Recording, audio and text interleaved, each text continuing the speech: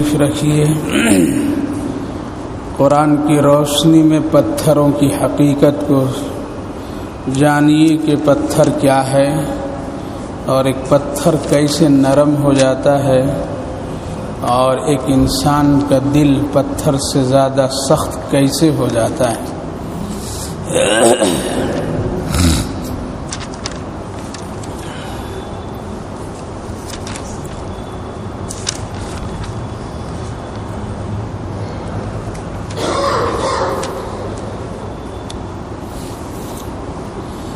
اعوذ باللہ من الشیطان الرجیم، بسم اللہ الرحمن الرحیم۔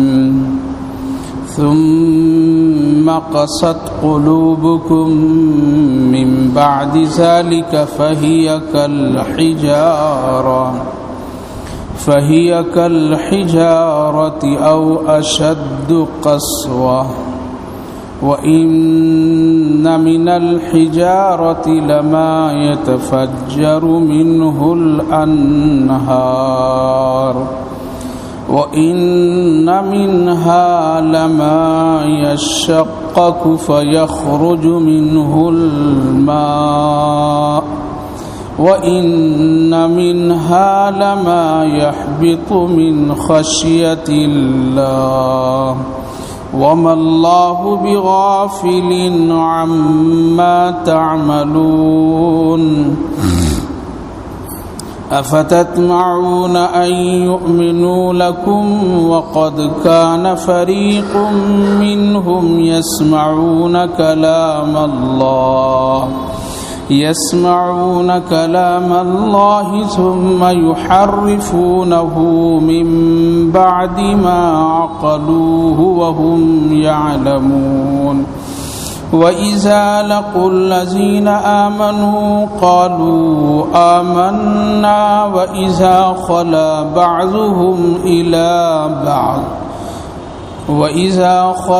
بعضهم إلى بعض قالوا أتحدثونهم بما فتح الله عليكم ليحاجوكم به عند ربكم أفلا تعقلون۔ أولا يعلمون أن الله يعلم ما يسرون وما يعلنون۔ صدق الله العظيم۔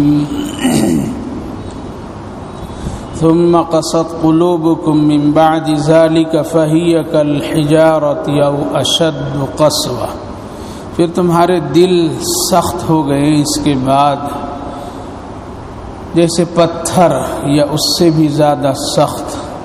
وَإِنَّ مِنَ الْحِجَارَةِ لَمَا يَتَفَجَّرُ مِنْهُ الْأَنْهَارُ، اور بے شک پتھروں میں سے بہت سارے ایسے پتھر ہیں کہ جب وہ پھٹتے ہیں تو اس سے نہریں جاری ہو جاتی۔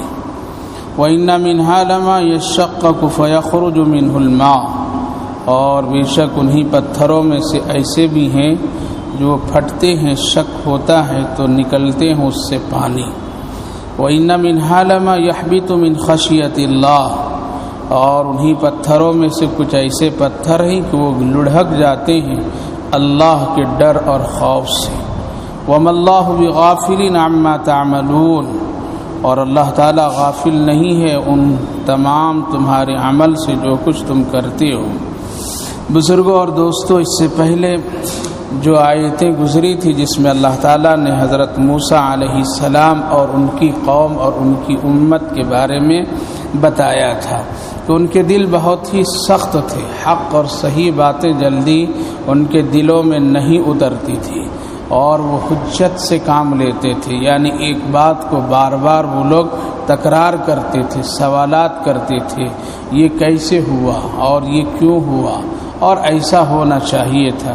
اس طرح کی حرکتیں وہی آدمی کرتا ہے جس کا دل بہت ہی سخت ہے یا حق بات اس کے دل میں نہیں اترتا ہے اور وہ قبول کرنے کے لیے تیار نہیں ہوتا ہے، اسی لیے وہ سوالات سے ذرا دل بہلا لیتا ہے۔ پھر اللہ تعالیٰ نے اس کا ذکر کیا تھا اور ایک واقعہ یتیم بچے کا، اور پھر وہ گائے کا واقعہ، اور پھر کس طرح سے اللہ تعالیٰ نے ایک مردے کو زندہ کیا اور پھر اس کے ذریعے سے بتایا ایک دن ہم تم کو اسی طرح سے زندہ کر دیں گے۔ اب اس آیت کریمہ میں اللہ تعالیٰ نے کچھ خاصیت میں بتاتے ہوئے کہ بہت سارے لوگ ہیں جو ان تمام چیزوں کے سننے کے باوجود، جبکہ اللہ تعالیٰ نے ان کے سامنے حضرت موسیٰ علیہ السلام کو توریت دی، انہی لوگوں کے لیے اللہ تعالیٰ نے آسمان سے دسترخوان اتارا اور ان کے لیے بادلوں کو سایہ کر دیا اور ان کے لیے طرح طرح کی نعمتیں کیا، مردے کو زندہ کر کے دکھایا، اور پھر ایک یتیم اور غریب بچے کو اللہ تعالیٰ نے بے شمار ڈھیر ساری دولتیں آنن فانن دے دیا۔ یہ سب کچھ دیکھنے کے باوجود بھی ایک انسان کا دل حق کو قبول کرنے کے لیے تیار نہیں ہوتا ہے، یعنی تمہارا دل کیا ہو گیا؟ سخت ہو گیا، ایسا سخت ہو گیا جیسے پتھر۔ پھر اللہ تعالیٰ نے پتھروں کے بارے میں بتایا، وَإِنَّ مِنَ الْحِجَارَةِ لَمَا يَتَفَجَّرُ مِنْهُ الْأَنْهَارُ، پتھر تو بھی کبھی نرم ہو جاتا ہے، پتھر پھٹتا ہے تو اس سے پانی نکل پڑتا ہے، پتھروں سے چشمے اور نہریں نکل جاتے ہیں، پتھروں سے صاف و شفاف پانی نکلتا ہے۔ یہ مثالیں اس لیے دیا کہ جب حضرت موسیٰ علیہ السلام اپنی امت کو میدان میں لے کر کے آ گئے اور پانی کا کوئی انتظام نہیں تھا، ایک صاف و شفاف چٹان پتھر کا نظر آیا تو اس پر اللہ رب العالمین نے حکم دیا، اے موسیٰ پانی کی ضرورت ہے تو اپنی لاٹھی اس پر مارو۔ حضرت موسیٰ علیہ السلام جب اس پر لاٹھی مارے ہیں تو پانی نکلنے لگا اور خوب صاف و شفاف پانی نکلا، تو وہ لوگ دیکھیں اپنی آنکھوں سے کہ یہ پتھر سے پانی کا نکلنا، اور وہ قوم پھر کہنے لگی ہم لوگ تو 12 خاندان کے لوگ ہیں، اسی لیے الگ الگ ہم لوگوں کا انتظام کیجیے، ایک پتھر سے پانی نکلا یہی ہم نہیں پیئیں گے بلکہ ہمارے لیے بھی الگ، تاکہ لڑائی جھگڑے نہیں ہو۔ لہٰذا حضرت موسیٰ علیہ السلام پھر 12 پتھروں پر مارے اور 12 چشمہ نکلا، تو وہ لوگ اپنی آنکھوں سے دیکھ رہے تھے کہ ایک پتھر سے پانی نکلا، تو اللہ نے فرمایا بہت سارے ایسے پتھر ہیں کہ جس سے نہریں جاری ہو جاتی ہیں، کتنے ایسے پتھر ہیں جہاں سے چشمے نکل جاتے ہیں۔ وَإِنَّ مِنْهَا لَمَا يَشَّقَّقُ فَيَخْرُجُ مِنْهُ الْمَاءُ، یعنی پتھروں کو جب ٹکڑا تم کرو گے، اس کو پھاڑو، اس کو کاٹو، تو اس سے پانی صاف و شفاف نکلتا ہے۔ دیکھتے ہیں آدمی بور ڈالتا ہے کتنے پتھر نکلتے ہیں، اور پتھروں میں پھر اللہ تعالیٰ صاف و شفاف پانی نکال دیتا ہے جو انسانوں کی ضرورت کی چیز ہے۔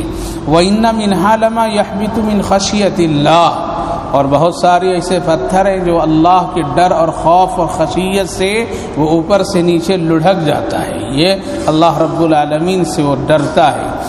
اس آیت کریمہ پر بہت سارے مفسرین کرام نے بہت ساری باتیں کہتے ہیں، لکھتے ہیں۔ کیا پتھر میں بھی جان ہے؟ اگر جان نہیں ہے تو پھر اس کا گرنا کیسے، اس کا ڈرنا کیسے؟ قرآن کہہ رہا ہے کہ پتھر ڈرتا ہے، قرآن کہتا ہے اللہ کا خوف اس میں ہے، تو کیا پتھر جاندار ہے یا وہ ایک مردہ بے جان چیز ہے؟ اس کی کیا حقیقت ہے؟ کیا اس میں ایک اندر میں کوئی تاثیر ہے؟ علماء مفسرین لکھتے ہیں کہ ہاں پتھر میں بھی اثرات ہیں اور اس کے اندر تاثیر ہے، یعنی اس کے اندر حس ہے، اس کے اندر ایک کیفیت ہے جو اللہ رب العالمین وقتاً فوقتاً اس کے ذریعے سے وہ کیفیت کو ظاہر کراتا ہے۔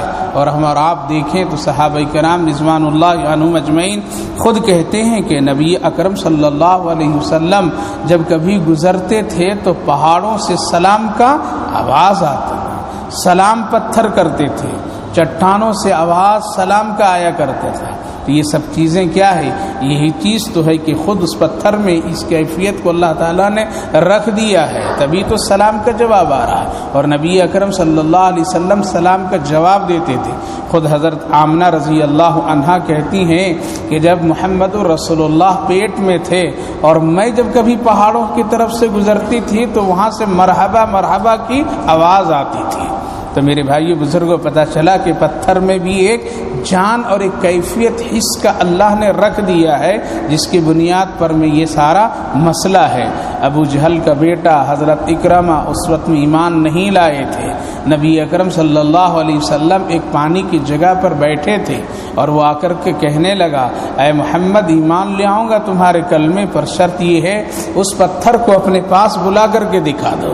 اللہ کے رسول صلی اللہ علیہ وسلم نے اشارہ کیا تو وہ پتھر ایسے چل کر کے آیا جیسے کوئی اس کو چلا رہا ہے، اور سامنے آیا، اور آنے کے بعد اکرمہ خود دیکھتے ہیں اور دیکھ کر کے کہتے ہیں محمد یہ تو تیرا جادو کا کمال ہے، لیکن کہتے ہیں کہ اگر تو یہاں سے پھر اس پتھر کو واپس کر دو گے تب ہم ایمان لائیں گے۔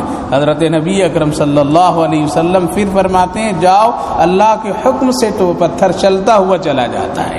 یہ کیا ہوا؟ یہ کیا ہے؟ ایک پتھر بھی اللہ اور اس کے رسول کے حکم کی فرما برداری کر رہا ہے۔ نبی اکرم صلی اللہ علیہ وسلم سے ابو جہل تو کہتا ہے کہ بتاؤ میرے ہاتھ میں کیا چیز ہے، اگر تم واقعتاً اللہ کا نبی اور رسول ہے تو بتا دو۔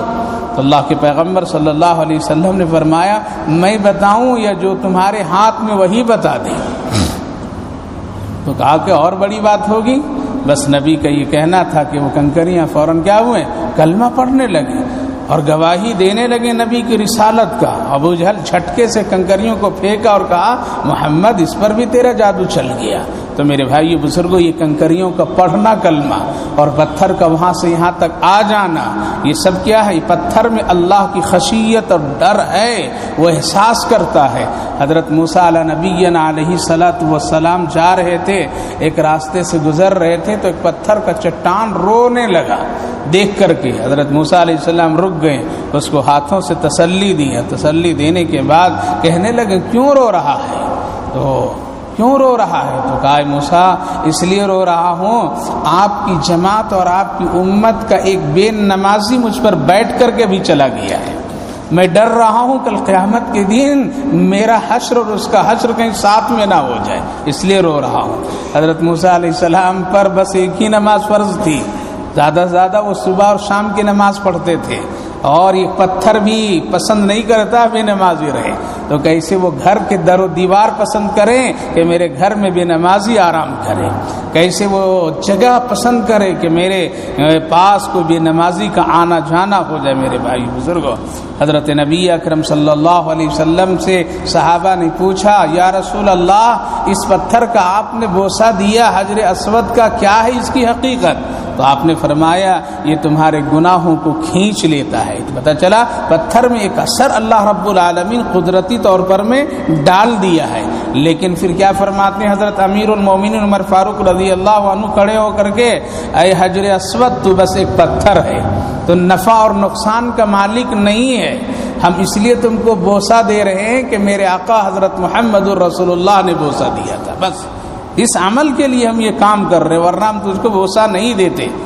پتہ یہ چلا کہ یہ پتھروں میں اثرات ہیں، لیکن یہ نہیں ہے کہ یہ ہمارے نفع نقصان کے مالک ہیں، وہ بھی ذکر کرتا ہے، وہ بھی اللہ سے ڈرتا ہے، وہ بھی اللہ اور اس کے رسول کی باتوں کو مانتا ہے، لیکن وہ خدا نہیں ہے، وہ نفع نقصان کا مالک نہیں ہے کہ ہم اس کو اپنے انگوٹھیوں میں زیب اور اس کو پتھروں کو ڈال لیں گے تو ہم مالدار ہو جائیں گے، ہماری غریبی دور ہو جائے گی، یہ انگوٹھی اور یہ پتھر نفع نقصان کا مالک بن جائے گا، نہیں، بلکہ نفع نقصان کا مالک اللہ ہے۔ اسی لیے آج کے دور میں بہت سارے لوگ انگوٹھیوں کو خریدتے ہیں اور ان پتھروں کو حقیقت کو بتاتے ہیں، اس سے یہ ہو جائے گا، اس سے تم مالدار ہو جاؤ گے، اس سے تمہیں یہ ہو جاؤ گے، اس سے تمہاری ساری پریشانیاں دور ہو جائے گی۔ ارے کیسے دور ہوگی؟ جو نماز نہیں پڑھتا ہے، کیسے دور ہوگی جو اللہ کا ذکر نہیں کرتا ہے؟ کیسے وہ دور ہو جائے گی وہ پریشانیاں جو کبھی اپنے رب پیدا کرنے والے کو یاد نہیں کرتا ہے؟ ایک جگہ سفر میں جا رہا تھا، چلتے چلتے ہمارے سارے ساتھیوں نے کہا کہ یہاں رک کر کے ذرا چائے پی لیں، تو ہوٹلوں میں عام طور پر میں انگوٹھی بیچنے والے رہ جاتے، ایک انگوٹھی بیچنے والا قریب میں آ کر کے کہنے لگا انگوٹھیاں لے لیجئے، بہت فائدے کی ہے۔ ہم کہ کیا کیا ہے؟ کہا کہ یہ اس کے لیے میاں بیوی میں لڑائی ہو جائے تو اس سے فائدے کے لیے ہے، یہ غریبی ہے تو مالداری ہو جائے گا، یہ اگر کوئی پیسہ لیا ہے تو نہیں دے گا، یہ دلا دے گا، مطلب ہزاروں فائدے بتا دیے۔ ہم نے کہا سارے فائدے تو تمہارے یہ ہیں، پھر بھی تو سڑک پر کھڑا نظر آ رہا ہے، تم کو تو کسی بڑے محل میں راجہ بن کر کے رہنا چاہیے ہے۔ سوچیے آج دنیا بالکل پاگل بنا دی لوگوں کو، اور بد عقیدگی میں انسان پاگل ہو گیا ہے۔ وہ پتھر بیچنے والا خود سڑک پر میں گاہکوں کی تلاش میں لگا ہوا ہے اور یہ کہہ رہا ہے اس سے تو مالدار بن جائے گا۔ تو میرے بھائیو بزرگوں، اس عقیدے سے کبھی بھی پتھروں کا استعمال نہ کیجیے۔ ہاں نبی اکرم صلی اللہ علیہ وسلم اور صحابہ کرام رضوان اللہ عنہم اجمعین کی طرف سے اتنی اجازت ہے کہ ہاں اگر تم انگوٹھی میں کوئی پتھر اگر لگا سکتے ہو تو بس ایک ضرورت کے لیے، ایک شوق اور ایک معمولی سی فیشن کے لیے کر سکتے ہو، لیکن اس سے تمہیں نفع نقصان کی امید نہیں رکھنا۔ لہذا پتھروں میں ایک خاصیت ہے، اور نبی اکرم صلی اللہ علیہ وسلم کو پتھر بھی ادب احترام کرتے تھے، سلام کرتے تھے، اور آپ سلام کا جواب دیتے تھے۔ اسی لیے قدرتی طور پر میں کبھی کبھی ایسی چیزیں جس میں جان نہیں معلوم ہوتی ہے لیکن اللہ اس میں وقتی طور پر جان ڈال دیتا ہے۔ نبی اکرم صلی اللہ علیہ وسلم جب مسجد آپ کی کچی تھی، یعنی کھجور کی شاخوں کی بنی ہوئی تھی، اور آپ کا ممبر جو تھا سیڑھیاں جو بنی ہوئی تھی، اور آپ جو خطبہ دیتے تھے اور آپ جو ٹیک جس پر لگاتے تھے وہ کھجور کا ایک تنا کٹا ہوا تھا، نبی اکرم صلی اللہ علیہ وسلم اسی پر سہارا لگا کر کے آپ خطبہ دیتے تھے۔ وقت آیا اور حالات کچھ بدلیں تو لوگوں نے ایک ممبر کی شکل سیڑھیوں کی شکل بنا دی اور اس تنا کو ہٹا دیا جمعہ کے وقت میں۔ اللہ کے پیغمبر صلی اللہ علیہ وسلم تشریف لائے اور ممبر پر سیڑھیوں پر جب تشریف فرما ہوتے ہیں تو آپ خطبہ شروع کرتے ہیں تو رونے کی آواز آئی، ایسے کوئی بالکل جیسے ایک زندہ انسان رو رہا ہے کسی تکلیف میں، جیسا کوئی بچہ دودھ کے لیے تڑپتا ہو اور رو رہا ویسا رو رہا ہے وہ۔ اللہ کے پیغمبر ادھر ادھر دیکھنے کے بعد دیکھتے ہیں تو کھجور کا تنا جو کنارے کر دیا گیا تھا وہ رو رہا۔ اللہ کے رسول تشریف لاتے ہیں اس کے قریب اور آ کر کے آپ اس کو اپنے سینے سے لگاتے ہیں، اور سینے سے لگا کر کے اس کو ایسے تسلی دیتے ہیں جیسے کوئی ماں اپنے بچے کو تسلی دیتے، اور آپ فرما رہے رو نہیں، ہم تم کو اپنے سے جدا نہیں کریں گے۔ یہ کیا ہوا؟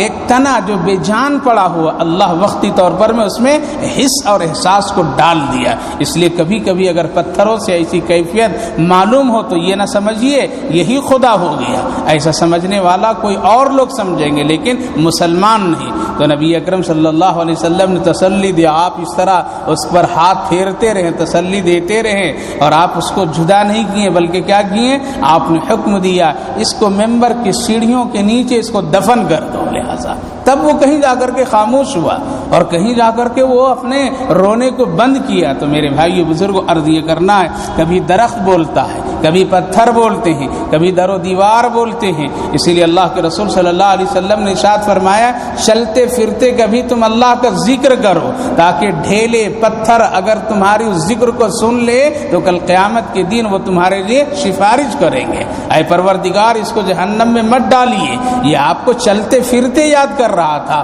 اور ہم اس کو گواہی دے رہے ہیں، ہم اس کی سفارش کر رہے ہیں۔ بتائیے چلا میرے بھائی بزرگوں، پتھروں میں بھی ایک حصہ، اسی لیے اللہ نے فرمایا وَإِنَّ مِنْهَا لَمَا يَحْبِطُ مِنْ خَشْيَةِ اللَّهِ۔ اے لوگو سنو، پتھر بھی ہیں جو میرے ڈر سے وہ گر جاتا ہے، لڑک جاتا ہے، وہ قریب ہو جاتا ہے، قابو میں نہیں رہتا ہے خوف خدا میں۔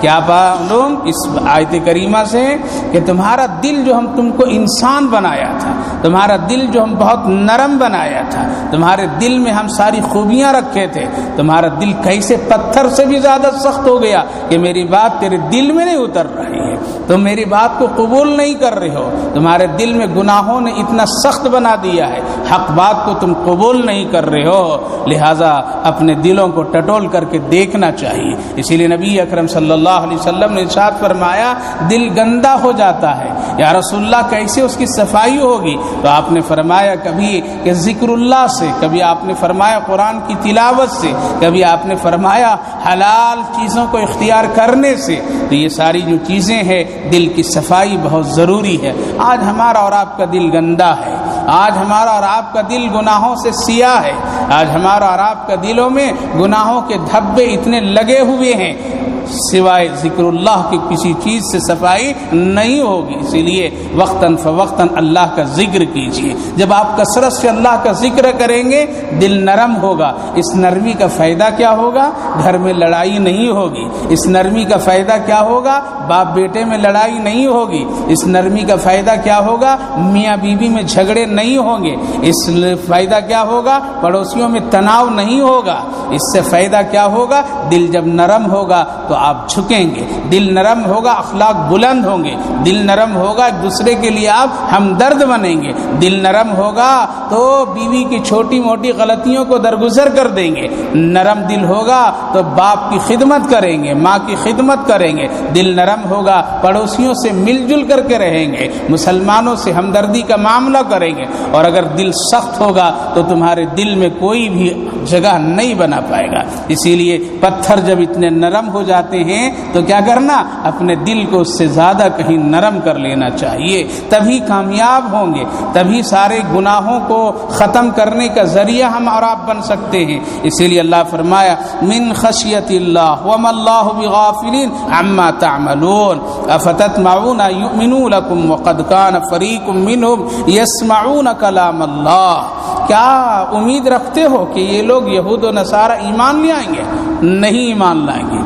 کیوں؟ یسمعون کلام اللہ، اللہ کے کلام کو سنتے ہیں اور پھر اس کو بدل ڈالتے ہیں۔ جب اتنا وہ دلیری سے کام کر رہے ہیں تو یہ مومن مسلمان نہیں ہوں گے۔ وما عقلوه وما يعلمون واذا لقوا الذين، اور یہ جب تم سے ایمان والوں سے ملتے ہیں تو کہتے ہیں ہم تو ایمان لایا، اور جب اپنے میں آ جاتے ہیں تو کہتے ہیں بس ایک بات تھی جو ان کو تسلی کے طور پر میں کہا، فتح اللہ علیکم لیحاجوکم بھی، اللہ کھول دے گا سارے معاملات کو اور فیصلہ کر دے گا تمہارے اور اس کے درمیان۔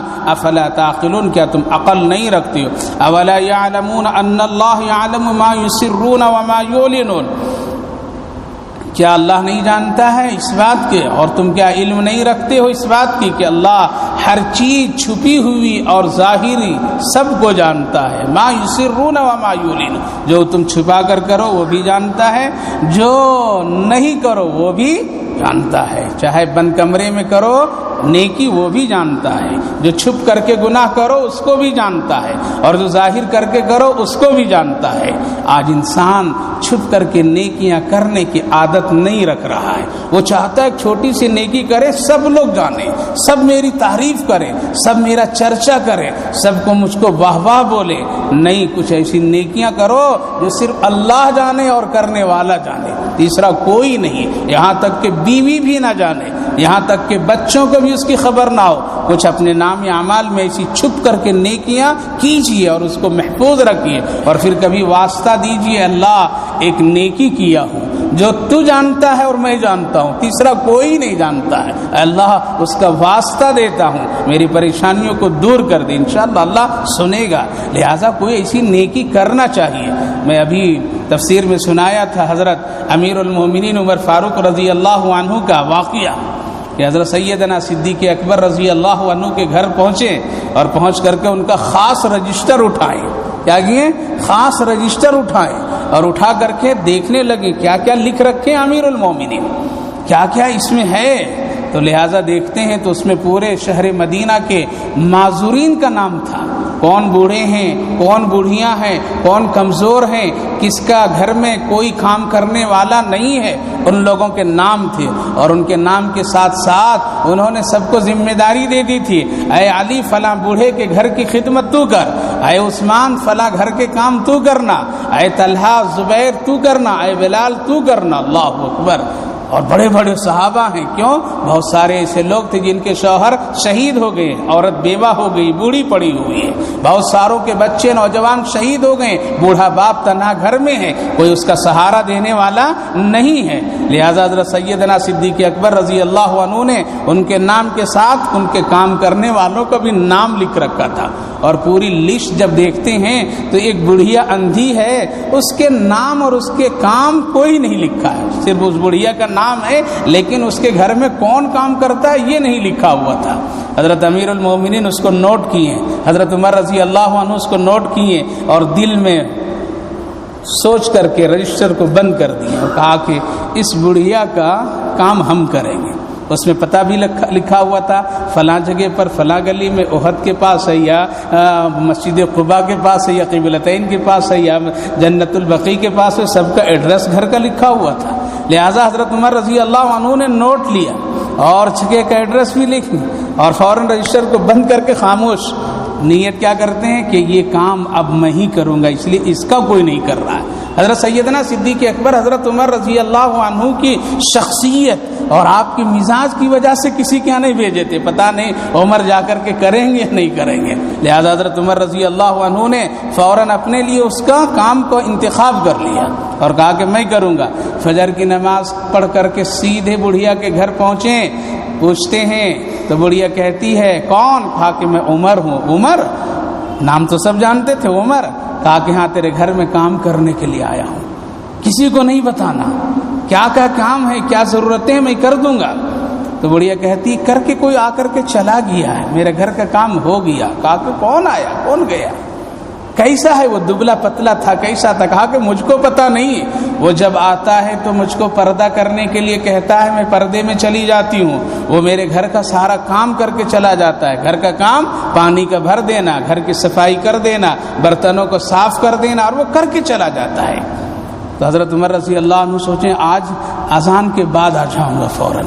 حضرت عمر رضی اللہ عنہ آج اذان کے بعد فوراً جاتے ہیں۔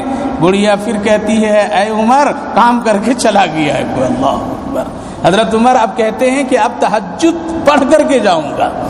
جب تہجد پڑھ کر کے گئے ہیں تو بڑھیا پھر کہتی عمر کوئی کام کر کے چلا گیا ہے کوئی آج ایسا خدمت کرنے والا؟ آج تو کسی بیوہ کو اگر 2 روپیہ دے گا تو بتائے گا، اگر کسی غریب کا سہارا بن جائے گا وہ چرچا اور احسان کرے گا۔ ابھی ہری مسجد میں بیٹھا تھا، ایک شخص آیا اور کہا کہ کیا بتاؤں، ایک میرے بڑے قریب جاننے والے، جس وقت میری چلتی تھی، میرے اندر ہمت طاقت تھی، اس وقت کی بات، وہ میرے سے بڑے کلوز تھے، وہ ابھی شادی کیا ہے بیٹے کا، 70 لاکھ سے زیادہ خرچ کیا شادی پر، مجھ کو بھی دعوت میں بلایا، میں گیا اور اس کی روشنیوں کو، ساری چیزوں کو دیکھ کر کے میں نے کہا یہ کسی اور شہر اور ملک کے قصے نہیں سنا رہا ہوں میرے بھائی بزرگوں، ماں بہنوں، اپنے گاؤں اپنے شہر کی بات بتا رہا ہوں، کہاں ہم جا رہے ہیں۔ کہا کہ دیکھ کر کے میں نے کہا کیا کیا؟ کہا کہ ہاں بہت اچھی بات ہے، کھانا کھا کر جاؤ، کھانا کھا کر گئے، ابھی میری غربت کی بنیاد پر اپنی بچی کی تعلیم کے لیے اس سے فیس مانگنے کے لیے گیا، ذرا سے میری مدد کر دو، تو کہنے لگا میرے پاس ابھی کچھ بھی نہیں، میں نہیں کر سکتا ہوں۔ یہ ہے زمانہ، اس دور سے ہم گزر رہے ہیں، اس حالت سے ہم گزر رہے ہیں۔ تو میرے بھائی بزرگوں، آج تو چرچا ہونا، آج تو شہرت ہونا، آج تو دکھاوا ہونا، کوئی نیکی ایسا کرو، کوئی کام ایسا کرو جو اللہ جانے اور کرنے والا جانے، تیسرا کوئی نہیں۔ آج حضرت عمر کہتے ہیں تہجد سے پہلے جاؤں گا تاکہ اس بڑھیا کا کام مجھ کو کرنا ہے، اس غریب کا سہارا مجھ کو دینا ہے، اور آج یہ خدمت کر کے کچھ اللہ کو میں راضی کر لوں گا۔ ہائے وہ عمر جس کی جنت کی بشارت اس زمین پر بارہا ملی تھی، آج تہجد سے پہلے گئے تو دیکھنے کہ کوئی کام کر رہا ہے، تو حضرت عمر رضی اللہ عنہ باہر انتظار کیے، دیکھیں کون نکلتا ہے۔ جب وہ دیکھتے ہیں اندر سے تو دیکھ رہے ہیں کہ عمر آ گیا، باہر سے یہ دیکھتے ہیں، کہا کہ اوہو یہ وہ شخص کام کر رہا ہے جو ہم اس سے آگے کبھی بھی نہیں جا سکتے ہیں، لیکن پھر بھی شک ہے، اندھیری رات ہے، پہچان نہیں پا رہے ہیں، وہ انتظار میں ہوئے۔ حضرت سیدنا صدیق اکبر راستہ بدل کر کے نکل کر کے جا رہے ہیں، اب تو کیا ہے، اب تو انتظار میں ہے، آپ میری تعریف کیجئے، آپ میرے ولیمے کے بارے میں کچھ بولیے، آپ میری شادی کے رسموں کی کچھ تعریف کیجئے، آج میرے فیشن کے بارے میں آپ اپنی زبان سے کچھ کلمات کہیے۔ آج تو ہم اس انتظار میں ہیں میرے بھائی بزرگوں، لیکن وہ لوگ مٹا چکے تھے دنیا میں اپنے آپ کو، تب ان کا درجہ اللہ نے اتنا اونچا بنایا تھا۔ حضرت عمر رضی اللہ عنہ دیکھیں کہ وہ راستہ بدل کر کے جا رہا ہے، پیچھے سے جا کر کے دبوچ کر کے پکڑے اور پکڑ کر کہنے لگے کون ہے؟ کہا کہ عمر بھائی چھوڑ دو، میں اس بڑھیا کا کام کروں گا، اس لیے میں جانتا ہوں اس بڑھیا کا کام حضرت محمد الرسول اللہ کرتے تھے، دوسرا کسی کو معلوم نہیں، لہٰذا میں نبی کے مسلح پر کھڑا ہوں اور خلیفہ بنا ہوں، ہم یہی کام کریں گے۔ حضرت عمر رضی اللہ عنہ کہتے ہیں اچھا آپ ہی کام کیجئے، ہم آپ کے کام میں دخل نہیں دیں گے، لیکن یہ بتائیے خالی پیر کیوں آئے ہیں، پیر میں جوتیاں کیوں نہیں ہیں؟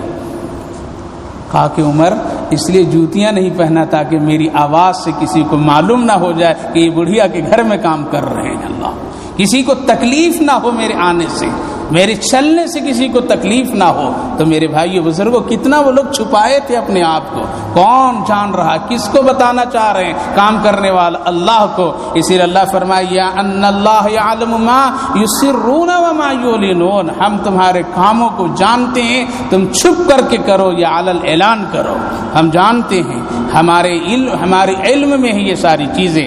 آگے اللہ فرمایا ومنہم امیون لا یعلمون الکتاب الا امانیہ وانہم الا یظنون، بہت سارے لوگ ہیں جو بس ایک کتاب کو کتاب سمجھتے ہیں اور وہ امی ہیں، وہ کچھ نہیں جانتے ہیں، پڑھنا لکھنا نہیں جانتے ہیں، وہ کتاب کے مسائل کے بارے میں ان کو واقفیت نہیں، الا امانیہ مگر ایک امید ہے، وانہم الا یظنون اور ایک گمان ہے۔ دو طرح کے لوگ تھے پہلے بھی اور آج بھی ہیں، سب لوگ قرآن کے بارے میں نہیں جانتے ہیں، بہت سارے لوگوں کے قرآن کے بارے میں علم ہے، بہت سارے لوگوں کو قرآن اور شریعت اور دین کے بارے میں کچھ علم نہیں ہے، بس وہ دیکھ دیکھ کر کے کام کر لیتے ہیں، وہ کچھ جان لیتے ہیں، پوچھ لیتے ہیں، مسئلے کو جان کر لیتے ہیں۔ تو دونوں کے بارے میں بتایا اللہ تعالیٰ نے، ایسے لوگ ہیں، لیکن ایسے لوگ اگر وہ عمل تک کے کر رہا ہے تو ٹھیک ہے، لیکن اگر وہ پھر اپنے عقل و مزاج اس میں داخل کر دیں اور اس میں خلط مل کر دیں تو یہ تحریف ہو جائے گی۔ اسی لیے اللہ نے ان لوگوں کا ذکر کیا کہ بہت سارے ایسے لوگ ہیں جو پڑھنا لکھنا نہیں جانتے ہیں، لہذا ایسے لوگوں کے لیے ذرا چھوٹ بھی ہے کہ اگر انجانے میں کوئی گناہ ہو تو اللہ اس کو زیادہ معاف کرتا ہے، جلدی معاف کرتا ہے، اور جو جان بوجھ کر کے کرے اللہ تعالیٰ اس سے سوال و جواب کرے گا، تمہارے علم میں یہ بات تھی پھر کیوں نہیں تم نے عمل کیا۔ فویل للذین یکتمون اللہ بایدیہم، ہلاکت ہے ان لوگوں کے لیے جو لوگ اپنے ہاتھوں سے کتاب لکھتے ہیں، یعنی مسئلے بنا دیتے ہیں، حلال و حرام میں فرق کر دیتے ہیں، ثم یقولون، پھر کہتے ہیں یہ اللہ کی طرف سے ہے، لیشتروا بہ ثمنا قلیلا، اور کچھ تھوڑی سی چیز اس سے حاصل کر لیتے ہیں، خرید و فروخت کر لیتے ہیں۔ یہ کام یہودی علماء کرتے تھے، اگر کوئی بڑے گھر کے آ جائے تو وہ کہتے تھے ہاں آپ جائیے کل آئیے گا، آپ کے بارے میں مسئلہ ڈھونڈ کر کے رکھوں گا، تب دیکھتے تھے کہ یہ تو پارٹی ذرا تگڑی ہے، یہ پارٹی تگڑی ہے، لہٰذا اس کے لیے مسئلے، ہاں آپ کا مسئلہ مل گیا، آپ کے لیے یہ حکم ہے۔ اگر کوئی ان کے بڑے لوگوں میں سے اگر کوئی سخت گناہ کر کے آیا، زنا کر کے آیا، اور توریت میں اس کی اگر سزا سنسار کرنے کا ہے تو یہاں آ کر کے وہ بدل دیتے تھے اور اپنے ہاتھ سے لکھ دیتے تھے، اور پھر ان کو تسلی دے کر کے واپس کر دیتے تھے اور کچھ ان سے لے لیتے تھے، جیسے آج کل عامل لوگ کرتے ہیں، کیا ہے پوری ہسٹری لے لیں گے، کہاں کے رہنے والے، گھر نمبر، ڈور نمبر آئے، کتنے فیملی کیا ہیں، کہاں کام کرتے ہیں، کیسے رہتے ہیں، وہ سارا جائزہ لے کر کے کہیں گے ٹھیک ہے کل آئیے آپ کے بارے میں استخارہ کرتا ہوں۔ کل جب جا رہے ہیں تو استخارہ پورا کر لیا نہیں، وہ پورے ڈیٹیلز میں معلوم کر لیا، اب استخارہ کر رہے ہیں، ہاں آپ کے گھر میں تو بہت بڑا شیطان ہے، کیا ہے، بہت بڑا شیطان ہے،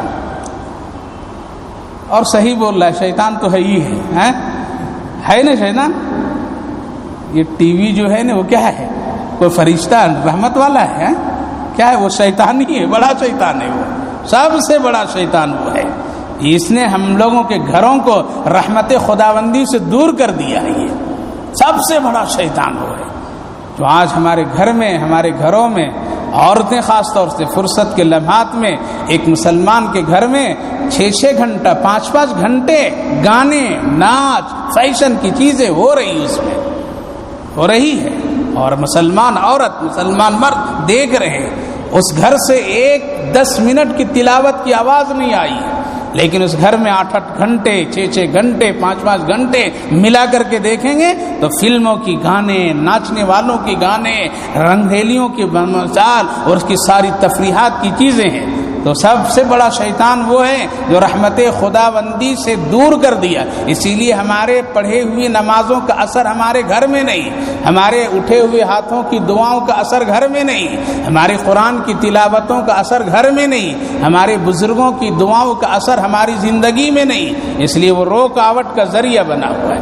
تو یہ عامل صاحب سب سن کر کے کیا کہتے ہیں تمہارے گھر میں بڑا شیطان ہے، کیسے بھگائیں گے؟ ہاں بھگائیں گے، یہ عمل، یہ کرو، یہ کرو، فلاں فلاں کرو، اور یہ فلیتے اور یہ چیزیں، ساری چیزیں۔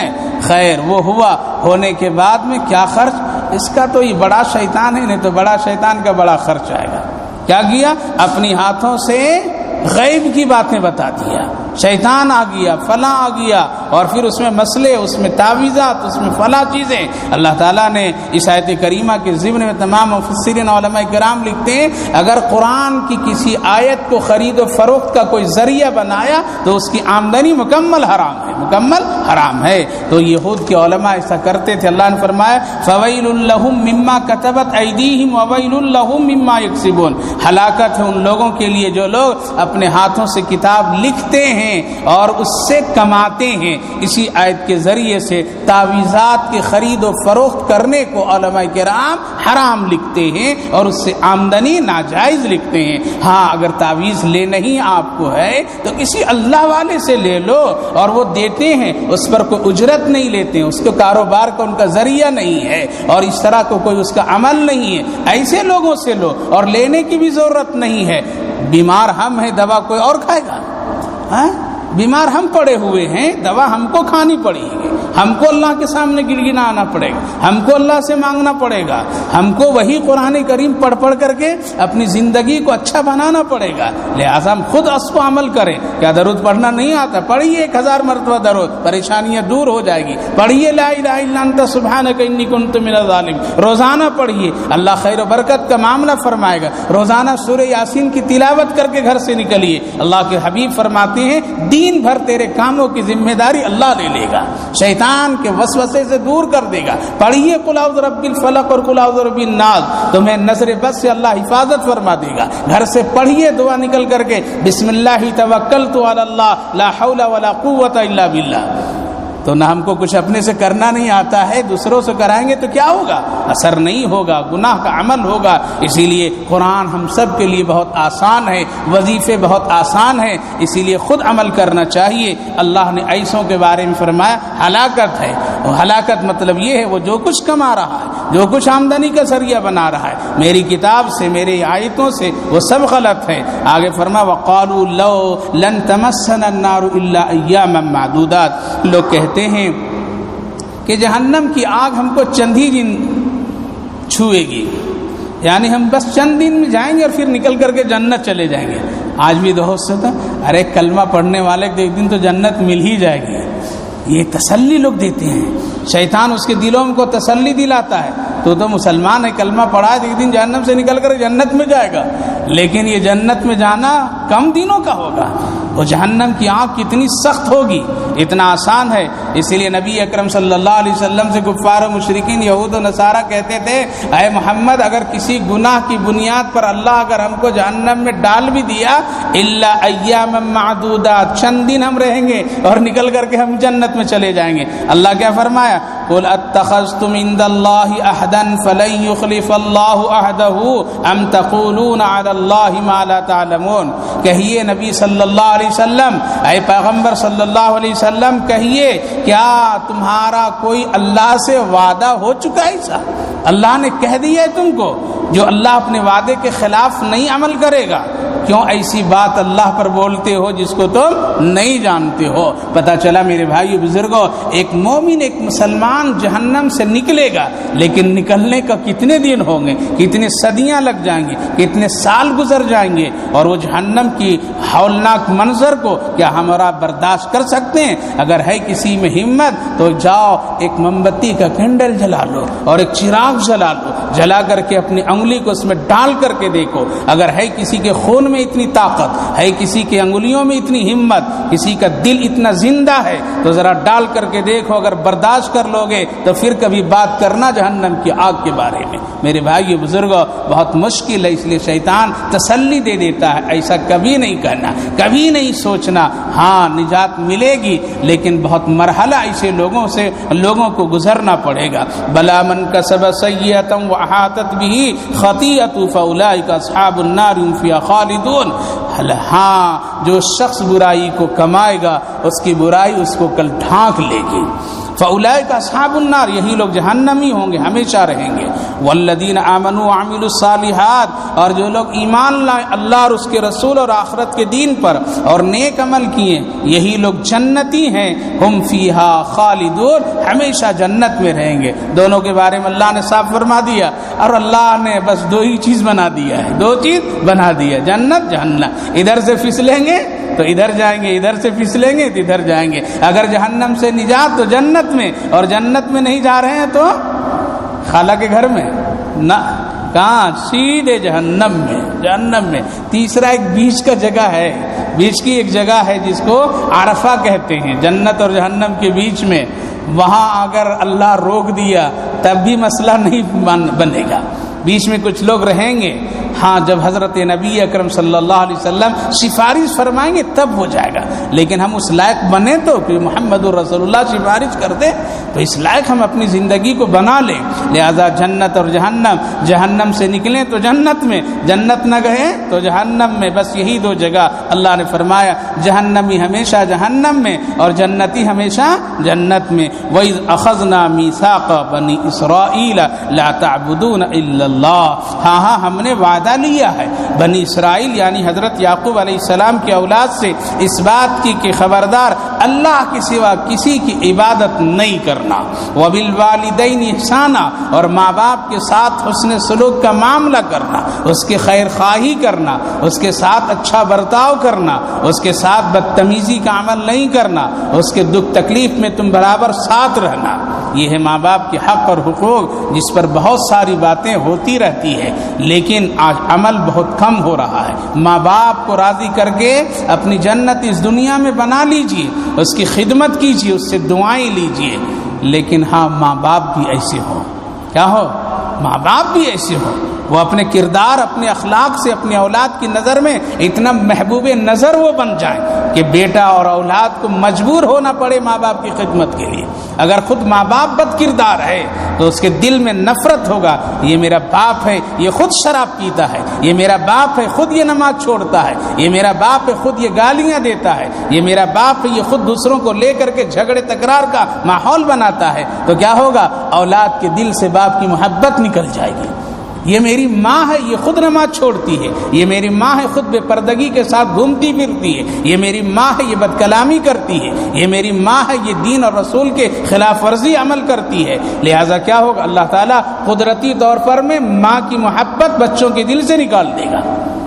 لہٰذا ماں باپ کو بھی بہت ہوشیار رہنا چاہیے کہ ہمارے کسی عمل سے ہمارے کسی غلط اثر ہماری اولاد پر نہ پڑے اور کوئی اس کو نمونہ ایسا نہ ملے۔ اس لیے اللہ نے حکم دیا وبالوالدین احسانا، وذی القربی، رشتہ داروں کے ساتھ، یتیموں کے ساتھ، مسکینوں کے ساتھ کیا کرنا؟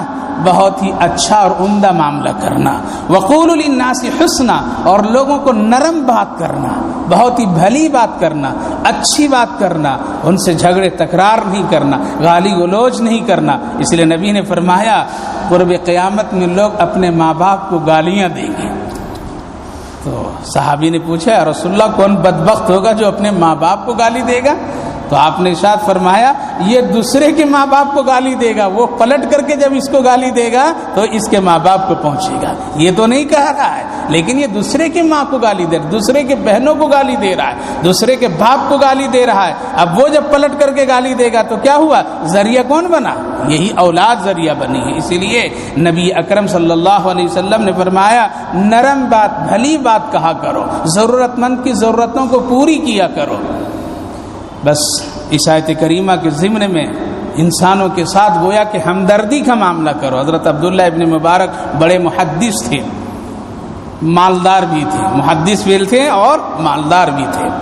ایک شخص آیا اور کہا کہ عبداللہ ابن مبارک اللہ آپ کو جزائے خیر دے، میں بہت غریب ہوں اور ایک شخص سے میں نے 700 دینار قرضہ لیا ہوں اور اس کی پریشانی سے میں بے چین ہوں، نہ نماز میں سکون، نہ گھر میں سکون، نہ قرآن کی تلاوت میں سکون۔ اگر آپ مجھ پر رحم کر دیں اور 700 دینار مجھ کو دے دیں تو میں اپنا قرضہ چکا کر کے اطمینان سے اللہ کی عبادت کیا کروں گا۔ حضرت عبداللہ ابن مبارک ہمدردی کا معاملہ کر رہے ہیں. اللہ نے فرمایا مسکینوں کے ساتھ، یتیموں کے ساتھ، غریبوں کے ساتھ کیا کرو؟ حسن سلوک کا معاملہ کرو، یعنی ہمدردی کا معاملہ کرو، ان کی ضرورتوں میں ساتھ دو. لہذا حضرت عبداللہ ابن مبارک رحمۃ اللہ علیہ نے اپنے خادم کو، جن کے پاس لینے دینے کا معاملہ تھا، لکھا اور لکھ کر کے پرچی دیا، جس میں لکھا اس بندے کو 7,000 دے دو. کتنا؟ 7,000. 700 مانگنے آیا تھا، 7,000 ملا. پرچی لے کر کے گیا اور خادم کو دیا کہ حضرت نے پرچی دیا ہے. تو خادم بھی پڑھ کر کے دیکھا، کہا کہ کتنا تم کو ضرورت؟ کہا کہ ہم کو تو 700 دینار چاہیے تھا. کہا کہ اس میں 7,000 لکھا ہوا ہے. تو ان کو شک ہوا. کہا کہ اچھا چلو جا کر کے حضرت سے پوچھتے ہیں. تو حضرت کے پاس آئے خادم. حضرت یہ تو 700 دینار مانگ رہا تھا، آپ نے 7,000 لکھ دیا. شاید کہ ایک نقطہ دینے میں کیا ہو گیا، آپ سے بھول ہو گئی ہے، اس لیے اس کو ٹھیک کر لیجیے.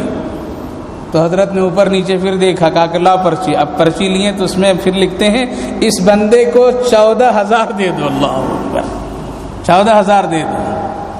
اب وہ خادم کہا کہ حضرت 700 والا 7,000 میں آیا، اب تو سیدھے آپ ڈبل کر دیے ہیں، یہ کیا ماجرا ہوا؟ تو حضرت نے فرمایا یہ بندہ مجبور ہے، اس کو اتنا دے دو کہ یہ اپنے غم کو دور کر کے خوشیاں لے آئے، اور جب میں اس کے غم کو دور کر کے تھوڑی دیر کے لیے اس کو راحت اور خوشی دوں گا تو اللہ کا وعدہ ہے ہم اپنے بندوں کو اس کے غمان سے بڑھ کر کے خوشیاں دیتے ہیں، بڑھ کر کے دیتے ہیں. اسی لیے جاؤ، اس نے جب پہلی مرتبہ مجھ سے 700 مانگا تو میں نے کیا کیا، اس کو 7,000 دیا بڑھا کر کے. تم نے اس کی خوشی کو ختم کرنے کے لیے میرے پاس آیا ہے تو میں مزید اور بڑھا کر کے دے دیا. جاؤ اس کو 14,000 دینار دے دو. یہ کیا ہے؟ یہ ہمدردی ہے، یہ ہمدردی ہے میرے بھائیو بزرگوں. اس لیے اپنے سے جتنا ہو سکے کیا کریں، انسانوں کے ساتھ ہمدردی کا معاملہ کیجیے. چلیے آپ گلیوں میں نہ کر سکتے ہیں، شہر میں نہیں کر سکتے ہیں، تو کم سے کم اپنے گھر میں تو کیجیے. یا یہاں بھی نہیں کریں گے، یہاں بھی جھگڑے، یہاں بھی تکرار، یہاں بھی اٹھا پٹک کی زندگی، تو پھر کیا انسان رہ گیا ہے، اور انسان کی حقیقت پھر کیا ہے. اس لیے کم سے کم اپنے ماں باپ کے ساتھ ہمدردی، اپنے گھر کے بھائی بہنوں کے ساتھ ہمدردی، اپنے پڑوس کے ساتھ ہمدردی، اپنے رشتہ داروں کے ساتھ ہمدردی. اسی لیے اللہ کے رسول نے فرمایا اگر اللہ کا رحم تم آخرت میں حاصل کرنا چاہتے ہو تو تم اللہ کے بندوں پر رحم کا معاملہ کرو. تو اللہ نے فرمایا وقولوا للناس، نرم باتیں کرنا، ترشری نہیں اختیار کرنا، سخت کلامی نہیں کرنا. وَأَقِيمُوا الصَّلَاةَ، اور نماز پڑھنا. وَآتُوا الزَّكَاةَ، اور کیا کرنا، زکوٰۃ دینا. ثُمَّ تَوَلَّيْتُمْ إِلَّا قَلِيلًا مِّنكُمْ وَأَنْتُمْ مُعْرِضُونَ.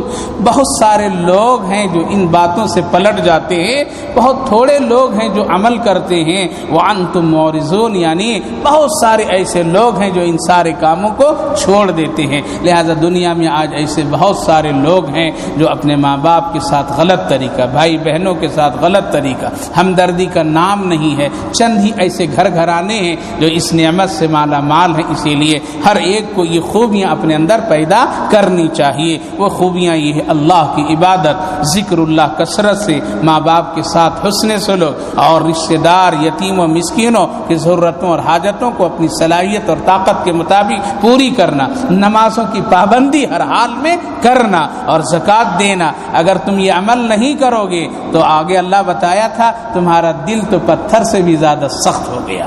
اس لیے اپنے دل کو پتھر سے زیادہ سخت نہ ہو بنائیے، بلکہ اپنے دل کو نرم کر دیجیے. اور اپنے دل کو نرمی اور اپنے دل کو اچھا اللہ کی ذکر اور اطاعت فرما برداری سے ہوگی. اللہ ہم سبوں کی اس کی توفیق عطا فرمائے.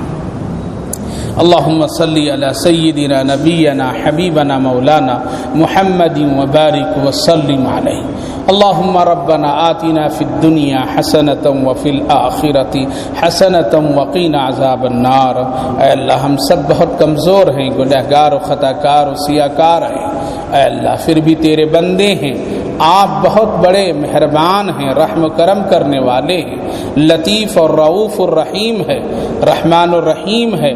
بڑے بڑے گنہگاروں مجرموں کو معاف کر دیتے ہیں اور ان کو ہدایت اور توفیق دے کر کے اس کے اپنے قریب بنا لیتے ہیں۔